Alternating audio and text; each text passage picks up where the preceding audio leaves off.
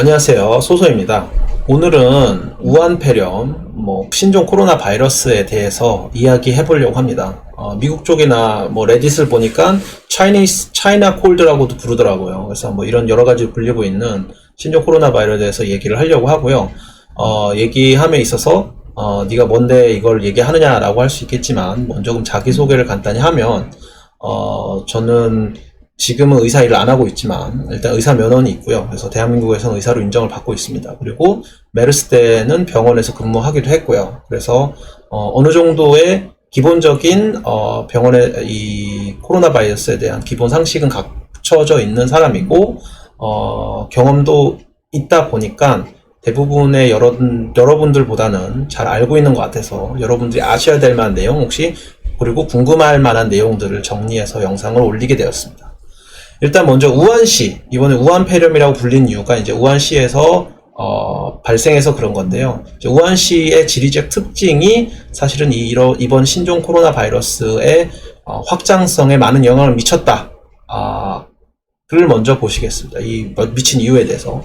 우한을 보시면요. 우한은 삼국지를 보신 분들은 알겠지만 형주라는 지역입니다. 형주라는 지역이 이제 우한인데 이 우한은 지도를 딱 보셔도 중국 딱 중앙에 아주 교통의 요지에 위치한 걸 볼 수가 있어요. 여기 북쪽에 베이징이 있고, 동쪽에 상하이가 있고, 서쪽엔 청두가 있습니다. 충칭. 남쪽엔 홍콩 마카오가 있고요. 그렇기 때문에 베이징에서 남쪽으로 가더라도, 상하이에서 서쪽으로 가더라도, 요 중부 우한시를 지날 수밖에 없습니다. 이렇게 교통의 요지고요. 또한 인구도 1100만으로 굉장히 큰 도시입니다. 이런 큰 도시에서부터 코로나 바이러스, 이번 신종 코로나 바이러스가 발병하다 보니까 많은 사람들의 접촉이 있었고, 그게 어떻게 보면 이 바이러스가 크게 퍼진, 중국에서 크게 퍼진 원인이라고 볼 수 있겠습니다. 다음에 코로나 바이러스에 대해서 좀 알아야 되는데요. 코로나 바이러스는 기본적으로 사스나 메르스 등이 대표적인 코로나 바이러스 중에 치사율이 높은 코로나 바이러스라고 볼 수 있습니다. 이런 코로나 바이러스들은 일반적으로는 사실 치사율이 높지 않고 변이를 굉장히 쉽게 하고 그다음에 인수 감염이 되는 게 사실 대표적인 예인데요.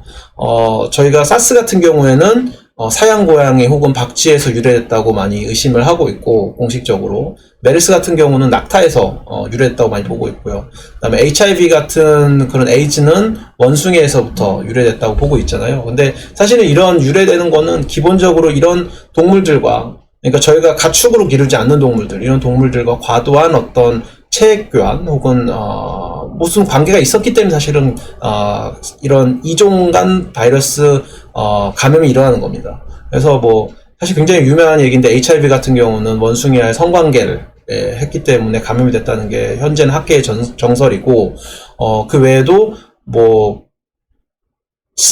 사스나 메르스 이런 거는 사스나 메르스 같은 경우는 먹는 거로 감염이 되지 않았냐. 그리고 현재 신종 코로나 바이러스는 아마도 과일 박쥐를 생으로 먹어서 그런 게 아니냐라고 가장 강력하게 의심을 하고 있습니다.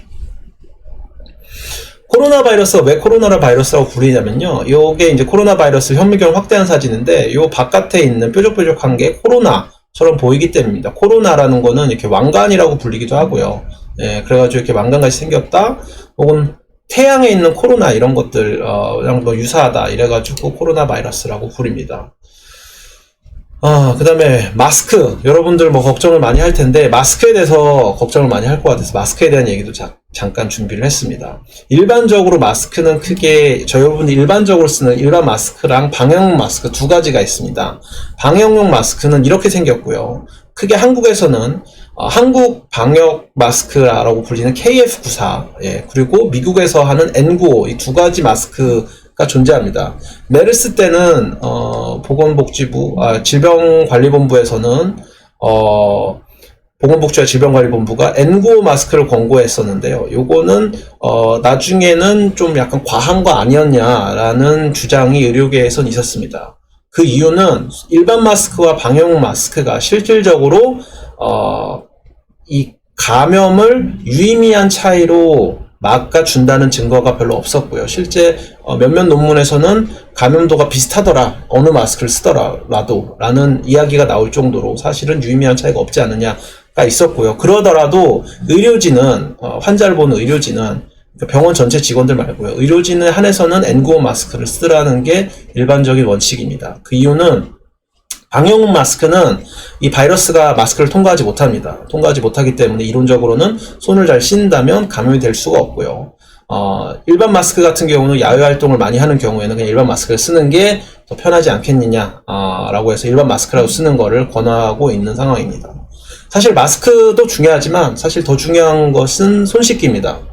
너무 간단한 거라서 여러분들이 왜 이런 거를 강조하는지 모르겠다라고 하지만 실제로 공기 전파 감염이더라도 실제로는 공기로 직접적인 전파되는 것보다는 실질적인 신체적 접촉에 의해서 감염이 되는 경우가 훨씬 많아요. 그렇기 때문에 여러분들이 가장 간단하게 하는 게 뭐냐, 감기 걸린 사람 혹은 이런 코로나 바이러스 걸린 사람이 재채기를 합니다.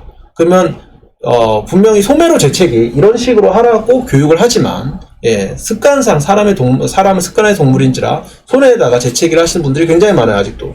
그럼 이 손을 깨끗이 씻지 않고 다른 사람이랑 만나서 악수를 한다.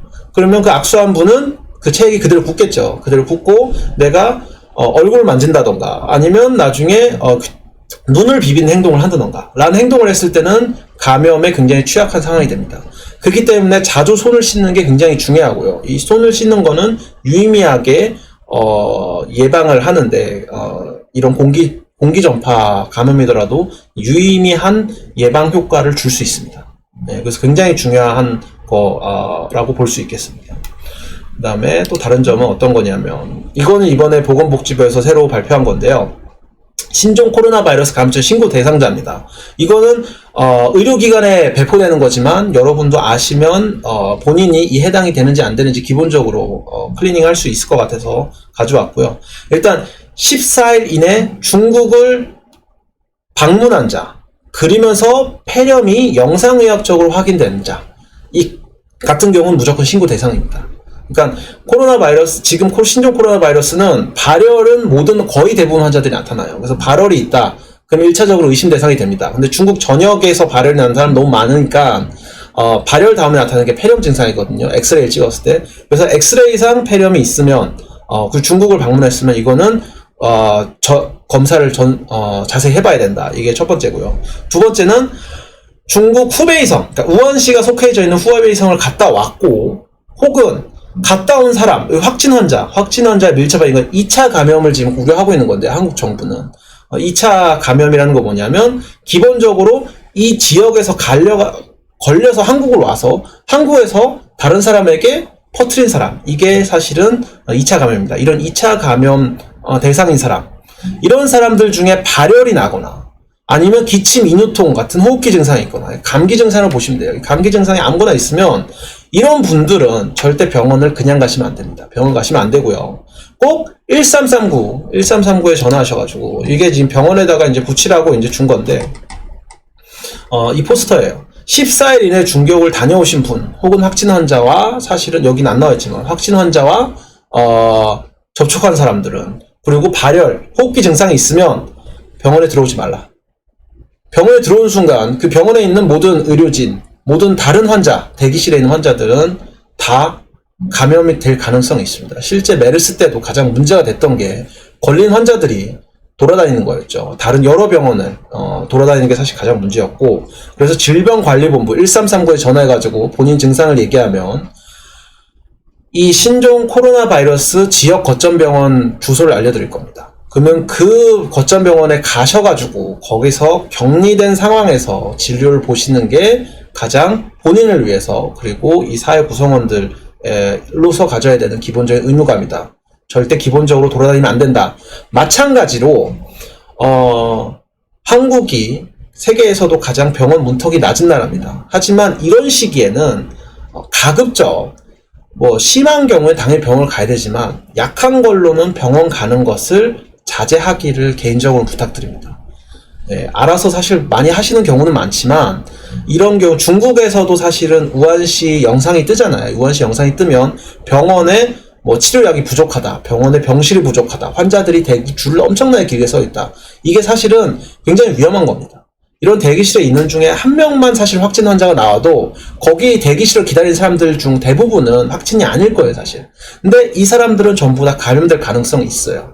그렇기 때문에 이런 시기에는 특히 감기 증상이 진료받는 거, 이런 것들은 진료를 최소화하고 약을 좀 길게 타시고 그다음 병원을 가급적은 가지 말아라. 이거는 사실은 뭐 병원한테 좋은 건 아닌데 어느 정도 알아서 하시겠지만 저 개인적으로는 병원을 자주 안 오는 게 낫지 않나라고 생각을 합니다. 필요 이상 가는 거는 추천드리지 않아요.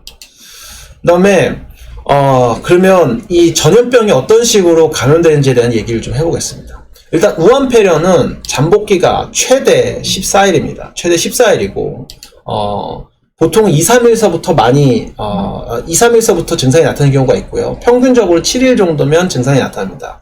최대가 14일이라는 게 중요하고요. 보면 잠복기라는 게 있습니다. 이 잠복기가 최대 14일이고 그 다음에 증상이 나오는 게 있고 그 다음에 이 전염기는 잠복기와 겹치는 경우가 있어요. 근데 일반적으로 코로나 바이러스는 잠복기와 전염기가 겹치지 않습니다. 특히 사스와 메르스 같이 치사율이 높은 경우에는 그게 겹치지 않았어요. 그래서 증상이 나타나야 전염기에 들어선다고 판단했었습니다. 근데 이번에 중국 정부에서는 뭐라고 발표했냐면요.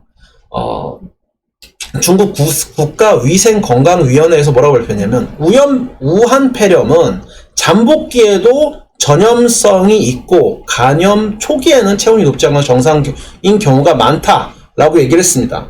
하지만 저희 질병관리본부는 뭐라고 얘기했냐면 중국은 이런 식으로 얘기했는데 아직은 유행 초기라서 판단하기 어렸을 텐데 왜 이렇게 얘기하는지 자기는 잘 모르겠다. 우린 잘 판단 근거를 모르겠고 판단 근거를 요청한 상황이고 한국에서는 사스나 메르스 사례 때는 잠복기의 전염성이 없었기 때문에 낮았기 때문에 이번에도 그러지 않을까라고 내부적으로는 판단하고 있다라고 얘기합니다. 근데 중국이 이렇게 얘기하는 이유가 뭘까요? 사실 어떤 근거가 있을 수도 있습니다. 왜냐하면 우한폐렴의 사례가 중국에서 가장 많기 때문에 이 판단 근거한 사례가 있을 수 있고요. 첫 번째는. 두 번째는 중국이라는 국가의 특성을 보시면 됩니다.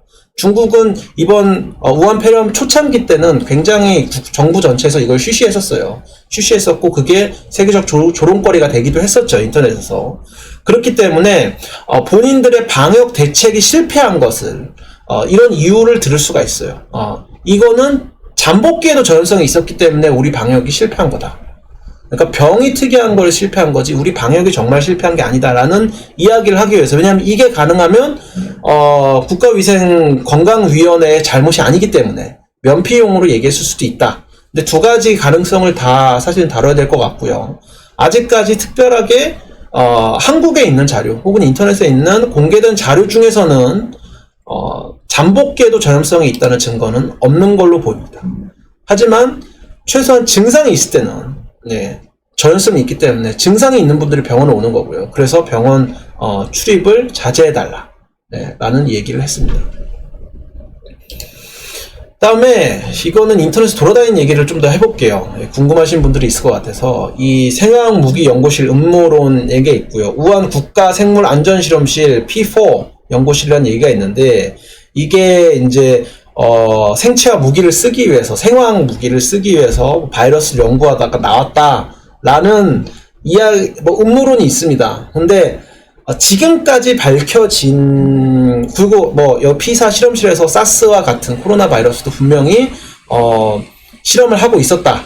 요까지는 팩트인 것 같아요. 여기까지 팩트인데 아직까지는 우한시라는 공통된 지역에 있었다는 것 때문에 의심의 대상이 되지만 아직까지는 이 연구실에서 나왔다는 게 증명된 상황은 아닌 것 같아요. 그리고 우한시 수산시장이 마리 수산시장이지 모든 야생동물을 다 다루고 있는 시장이고 거기에서 중국 쪽에서 전수조사를 했을 때 이 가금류 동물들 특히 이 야생동물들 박쥐 이런 것들이 같은 종류의 코로나 바이러스 감염된 거, 신종 코로나 바이러스 같은 종류가 감염되어 있는 걸 확인을 했기 때문에 아직까지는 박쥐에서 감염된 게 맞다라는 의견이 사실 우세하고요. 요거는 좀 음모론에 가까워요. 중국 정부가 이걸 했을 경우에는 사실 이 검사 결과도 어느 정도 조작을 했었고 뭐라고 하는 그런 가정이 있어야 됩니다. 근데 지금 드러난 팩트만 보면 연구실은 그냥 음모론, 그리고 일반적인 야생 박쥐에서 감염된 게 조금 더 맞지 않냐, 박쥐나 아니면 중국 정부에서는 이번에 뭐 뱀에서 냈다는데 뱀은 파충류가 아니잖아요. 파충류잖아요. 포유류가 아니잖아요. 포유류 간의 인수감염도 잘 안 되는데 좀 그거는 가능성이 낮다라고 많이들 얘기하는 것 같아요. 일반적으로는 박쥐에서 냈다고 하는 게 현재 정설이라고 보시면 될 것 같습니다. 그래서 너무 이런 거는 카더라고 약간 믿을 필요는 없을 것 같습니다. 그래서 이 정도가 우한폐렴의 종류와 그 다음에 여러분들이 예방하는데 필요한 것들에 대한 것들을 기본적으로 얘기를 했고요.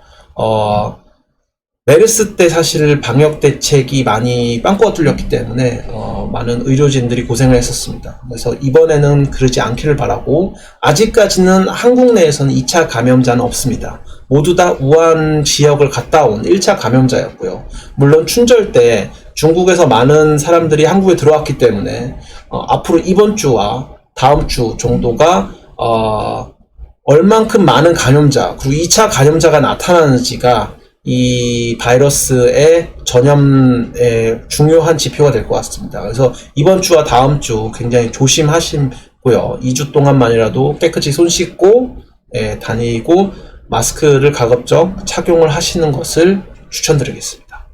오늘 여기까지 하겠고요. 모두 건강하게 안전하게 지내시길 바랍니다.